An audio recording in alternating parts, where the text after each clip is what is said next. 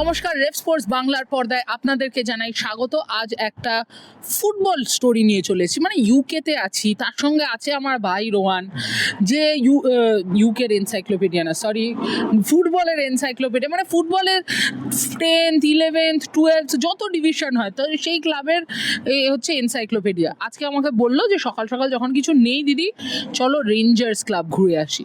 আমি জানি যেই বলেছি রেঞ্জার্স ক্লাব আপনারা অনেকেই নড়ে বসেছেন।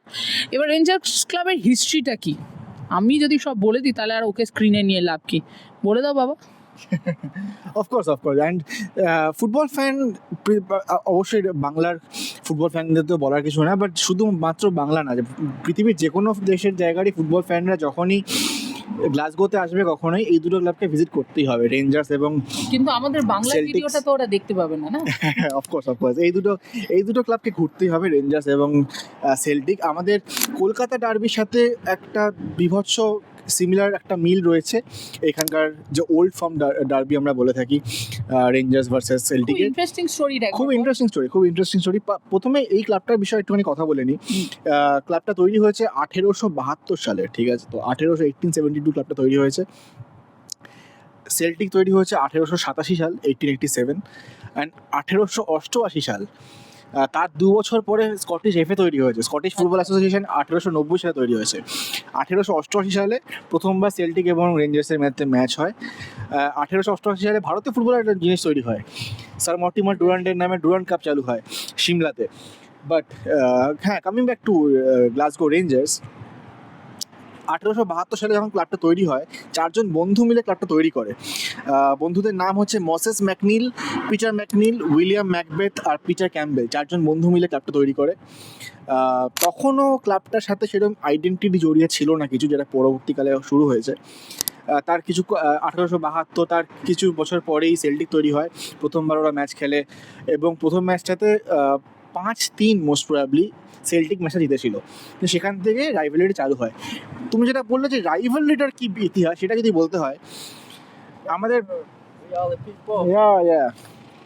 আমাদের যখন আমরা কলকাতা ডার্বির কথা বলি, ইস্ট বেঙ্গল হচ্ছে পূর্ব বাংলা থেকে যারা এসেছে, তাদের ডিসেন্ডেন্টস যারা এসছে, তাদেরকে নিয়ে তৈরি হয়েছে ইস্ট বেঙ্গল ক্লাব। মোহনবাগান যা অরিজিনাল যারা কলকাতার লোক, তাদেরকে নিয়ে তৈরি হয়েছে, right?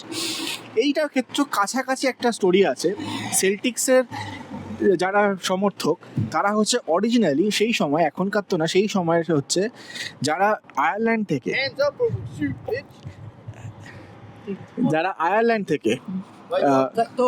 Yep. You want to talk?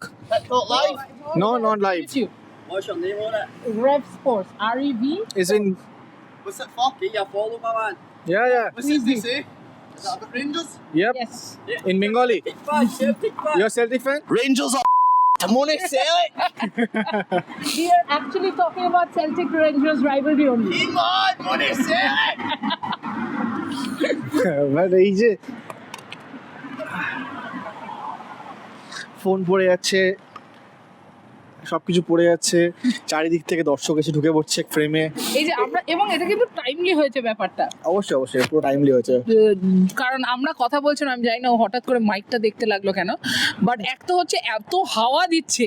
একটু আগে আমি এক রেট খুলে রাখলাম কারণ গলায় দড়ি দিয়ে দিচ্ছিল এক রেটটা, তারপরে ফোন পড়ছে, মাইক পড়ছে, সব পড়ে যাচ্ছে। যাই হোক, যেটা বলছিলাম, আমরা এই যে সেল্টিক আর রেঞ্জার্স নিয়ে কথা বলছিলাম, যে লাইনটা উনি বললেন একটু বিপ করে দিতে হবে এন্ডের দিকে, বাট এইটাই হচ্ছে সেল্টিক ভার্সেস রেঞ্জার্সের যে লড়াইটার আমরা বেসটা বলছিলাম। হ্যাঁ, আবার হিস্ট্রিটা বলে দেন। হ্যাঁ, তো ওই সময়কার যখন যে ক্যাথলিক্সরা আয়ারল্যান্ড থেকে মাইগ্রেট করেছিল গ্লাসগো শহরে, তারা একটুখানি ডিসক্রিমিনেটেড হতো, ঠিক আছে? কাদের দ্বারা, যারা গ্লাসগোর আদি বাসিন্দা, এটা হয়েই থাকে, আমরা দেখে থাকি যখন বাইরের থেকে যারা মাইগ্রেশন করে আসে তাদের প্রতি একটা ডিসক্রিমিনেশন হতে চলেই আসে। এখন ব্যাপার স্যাপার অনেকই নর্মাল, বাট এক সময় এটা হয়েছে। তো তারা এই ক্লাবটা তৈরি করে 1887 সালে সেল্টিক হিসেবে, অ্যান্ড সেই ক্লাবটা তাদেরকে আইডেন্টিটি দিত। অ্যান্ড প্রথম ম্যাচটাই কিন্তু সেল্টিক জিতে গেছিল রেঞ্জার্সের সাথে, এবং আস্তে আস্তে সেই যখন রাইভালরিটি যখন বাড়তে শুরু করে তখন গ্লাসগো রেঞ্জার্স এরা হয়ে যায় যে না, আয়ারল্যান্ডের ক্যাথলিক্সরা আমাদের এগেনস্টে পাওয়ার পেয়ে যাচ্ছে, তো আমাদেরকে এই ক্লাবটাকেও বড় করে দেখতে হবে। তখন গ্লাসগো যারা আদি প্রোটেস্ট্যান্ট, যারা ইংল্যান্ডের রাজপরিবারের সাথে রাজপরিবার ঘেঁষা, যারা ইংল্যান্ডের রাজপরিবারকে যারা মেনে চলে, তাদের গোষ্ঠী সমর্থক মিলে আসতে থাকে এই গ্লাসগো রেঞ্জার্সে। তো সেইখানে ব্যাপারটা কি দাঁড়ালো, আয়ারল্যান্ডের ক্যাথলিক্স ভার্সেস গ্লাসগোর প্রোটেস্ট্যান্ট। সো বেসিক্যালি এমনি ক্যাথলিক আর প্রোটেস্ট্যান্ট মানে যেহেতু নিজে ক্যাথলিক স্কুলে পড়েছি তাই জন্য কনভেন্ট স্কুলে পড়েছি, যেই জন্য বলতে পারি ক্যাথলিক আর প্রোটেস্ট্যান্ট এমনি একটা আলাদা ঝামেলা। হ্যাঁ, তো ওই green for Catholics and blue for Protestant, সেই থেকে গ্রিন আর ব্লু এর লড়াই, সেই থেকে ক্যাথলিক্স আর প্রোটেস্ট্যান্টদের লড়াই, সেই থেকে সেল্টিক্স আর রেঞ্জার্সের লড়াই। বাট এই মুহূর্তে দাঁড়িয়ে কি এখন যে এই যে ছেলেটা সেল্টিক রেঞ্জার্স ইজ পিপ বলে চলে গেল, সেটা কি এখন কি সেই ব্যাপারটা না? এখন না, এখন আমাদেরও ইস্ট বেঙ্গল মোহনবাগানের মধ্যেও বন্ধুত্ব হয়ে গেছে।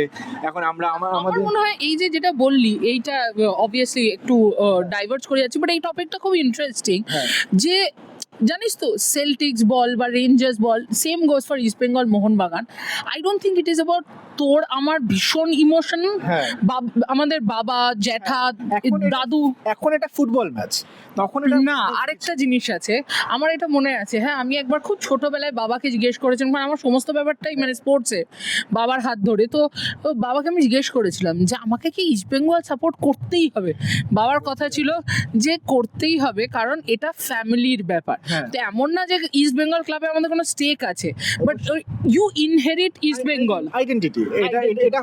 এটা হতে পারে না যে মানে হঠাৎ করে হ্যাঁ বাইরে থেকে এসছে, নতুন এসছে, এই সাপোর্ট করছি, বাট এই ক্লাবগুলো যেগুলো লেগাসি ক্লাব, যাদের একটা ইতিহাস আছে, সেই পরিবারের যখন চলে আসছে সেটা বংশ পরম্পরায় হতে থাকে। এবং ও যে এই কথাটা বললো হয়তো মনে মানেও না সেটা, হ্যাঁ বাট এটা বলতে হবে। তুমি যদি না বলো সেল্টিকের হয়ে যে রেঞ্জার্স একটা ফালতু ক্লাব, তুমি যদি মোহনবাগানে থেকে না বলে ধুর লোটা ইয়ে কি করছে, বা উল্টো দিক যদি ইস্ট বেঙ্গলে থেকে এই মাচারা কি করছে না বলো, তাহলে এটা মনে হয় তুমি কিছুই করলে না জীবনে।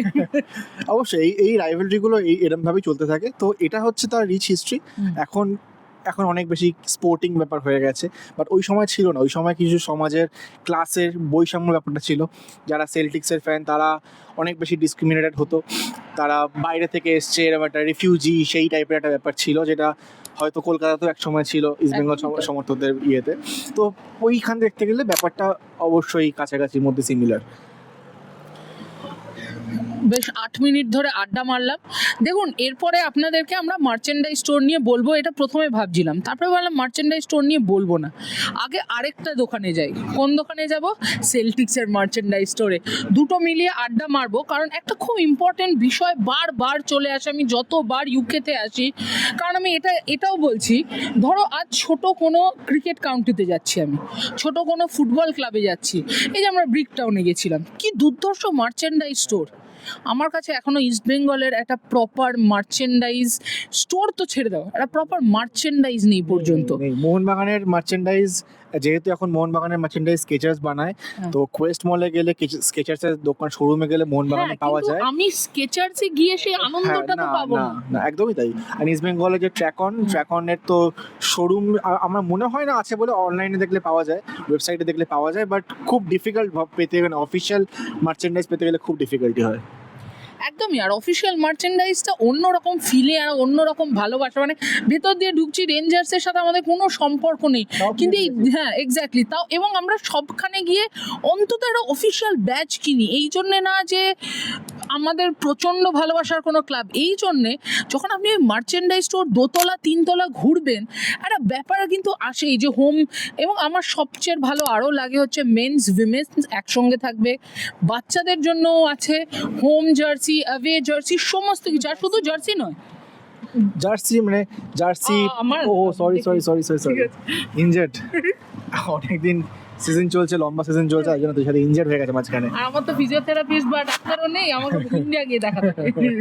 But jokes apart, sorry, but হ্যাঁ, শুধুমাত্র জার্সি না, T shirt, polo, jacket, muffler, beach towel, হ্যাঁ কফি মাগ, হ্যাঁ। এমনি গ্লাস, জলের গ্লাস, টুপি, মাগ, ওই বিনি বিনি, এভরিথিং, মানে যা তুমি চাও খুঁজতে, ইভেন প্লেয়িং কার্ডস।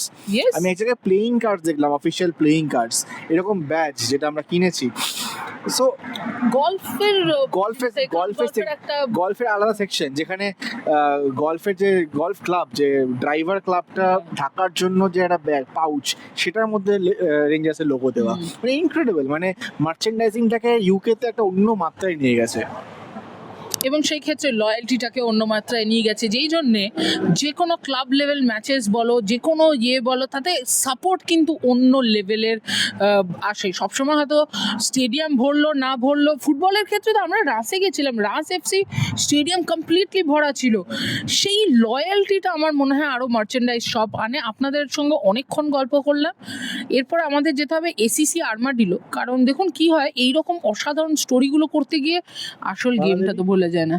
ও সরি, হ্যাঁ আসল ব্যাপারটাই তো ভুলে গেলাম বলতে। এই দেখুন, বেশি কথা বললে এরকমই হয়, যে এই ক্লাবের সাথে ঠিক ওরকমই আমাদের সম্পর্ক আছে। এবং যেটা ও যখন আমাকে রেঞ্জার্স নিয়ে বলেছিল, আমাকে জিজ্ঞেস করেছিলাম যে আমি স্কটল্যান্ডের এই ঠান্ডায় কেন যাব রেঞ্জার্স, শুধু তোর সঙ্গে যেতে হবে বলে যাব তা তো না। তখনও একটা নাম বলেছিল, আপনারাও জানবেন রেঞ্জার্স, আপনারা আমার থেকে বেটার জানবেন ইনফ্যাক্ট, বালা দেবী। ঠিক যেমন Baichung Bhutia for Bury FC, Bala Devi for Rangers. In fact I will go one step forward without meaning offence to anyone, আমি এটা বাইচুং ভুটিয়াকে বলছিলাম, বাট বালা দেবী নাম্বার 10 জার্সিতে খেলা অসম্ভব সম্মানের। প্লাস এটা মানে খুবই কাছাকাছি হয়েছে, রাইট?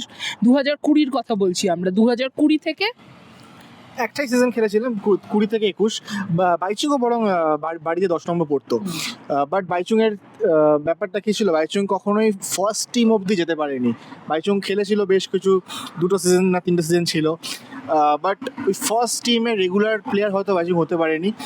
অনেক প্রি সিজন ম্যাচ খেলে, যে চেস্টারফিল্ডের বিরুদ্ধে মনে হয় প্রথম গোলটা করেছিল, first Indian to score for an official football club in England recent টাইমসে, বিকজ 30s-এ সে মোহাম্মদ সেলিম ছিল সেল্টিক্সে। তো এই শহরেই দুজন বড় ফুটবল হেরিটেজ, ইন্ডিয়ান ফুটবল হেরিটেজের পদার্পণ হয়েছে 30-এর দশকে, Mohammed Salim for Celtics, and 2020-21 সালে বালা দেবী নাম্বার 10 জার্সি পরে বেশ কিছু ম্যাচ খেলেছিলেন, গোলও করেছিলেন।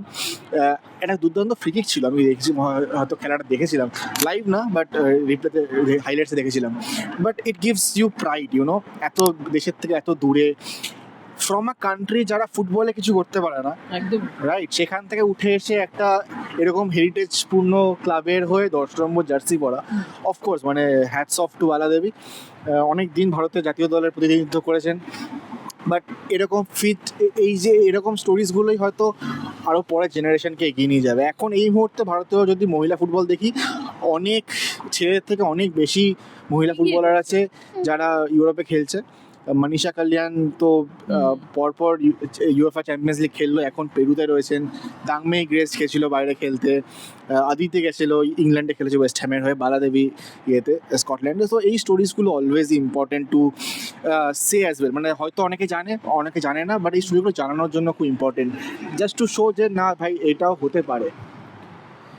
একদমই তাই, কারণ এই স্টোরিগুলোই তো স্বপ্ন দেখায়, এই স্টোরিগুলোই বিশ্বাস রাখে। আর স্বপ্ন আর বিশ্বাস দুটো একসঙ্গে মিলে গেলে এই যে মেডেল হয়, এই অস্বাভাবিক কিছু, মানে এমন হয়তো স্পোর্টে মেডেল আসবে এবং আসবেই। তুমি কমনওয়েলথ গেমসে কিছু এমন মেডেল যেটা আনএক্সপেক্টেড, সেগুলোই স্বপ্ন আর বিশ্বাসের মিলনই। আর স্বপ্ন, ভালোবাসা, বিশ্বাস সব মিলিয়ে এই জার্নালিস্টদের গল্প গাঁথা। আজ এক গল্প গাঁথলাম আমরা রেঞ্জার্স ক্লাব নিয়ে, আবার আসবো অবশ্যই সেল্টিক্স নিয়ে, আরও কিছু কালার স্টোরি ডেফিনেটলি নিয়ে আসবো। আপাতত যাব এসিসি আর্মাডিলো এবং আরও কমনওয়েলথ গেমসের গল্প, স্টোরিজ, নিউজ, ইন্টারভিউ আনতে থাকবো। সুতরাং আপনাদের একটাই কাজ করতে হবে, রেভ স্পোর্টস বাংলার পর্দায় চোখ রাখতে হবে, কারণ এদিকে ডার্বি হতে হতে কিন্তু ওদিকে একটা ডার্বি বিল্ড আপ হচ্ছে, এবং এটা কিন্তু আমাদের একদম মনের কাছের ডার্বি।